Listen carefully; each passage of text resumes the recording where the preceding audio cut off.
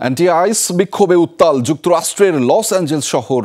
অভিবাসীদের আটকে চলমান তল্লাশি অভিযানের বিরুদ্ধে রাজপথে নামে স্থানীয়রা। আন্দোলনকারীদের মতে আগ্রাসী আচরণ করে নিরাপত্তা বাহিনী। দফায় দফায় পুলিশের সাথে তুমুল সংঘর্ষে জড়ায় বিক্ষুব্ধরা। আটক করা হয় প্রায় অর্ধশত আন্দোলনকারীকে। ইফা জোশো এক্সপার্ট মিক্সে আছে সবচেয়ে বেশি মশলার সংমিশ্রণ। ইফা জোশো এক্সপার্ট মিক্স মশলা।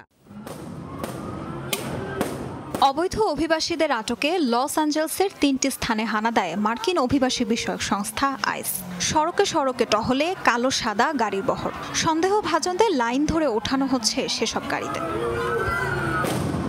আইস ও যুক্তরাষ্ট্রের হোমল্যান্ড সিকিউরিটির এমন তল্লাশি অভিযানে ক্ষুব্ধ স্থানীয় বাসিন্দা, আইন প্রণেতারা। নির্বিচারে ধরপাকড় আর হয়রানির অভিযোগে নিরাপত্তা বাহিনীর বিরুদ্ধে শুরু হয় শহর জুড়ে বিক্ষোভ। অভিবাসীদের সাথে এমন আচরণে মার্কিন প্রশাসনের বিরুদ্ধে বিভিন্ন স্লোগান দেন তারা। উত্তপ্ত হয়ে ওঠে পরিস্থিতি। পুলিশের সাথে দফায় দফায় সংঘর্ষে জড়ায় বিক্ষোভকারীরা। রণক্ষেত্রে পরিণত হয় লস অ্যাঞ্জেলসের প্রধান সড়কগুলো। পরিস্থিতির ভয়াবহতায় হিমশিম খেতে হয় নিরাপত্তা বাহিনীকে। বিক্ষোভকারীদের ছত্রভঙ্গে শুরুতে লাঠিচার্জ করে পুলিশ, তাতেও তাদের দমানো যায়নি। পরে আন্দোলনকারীদের লক্ষ্য করে ছোড়ে টিয়ারশেল, চলে ধরপাকড়।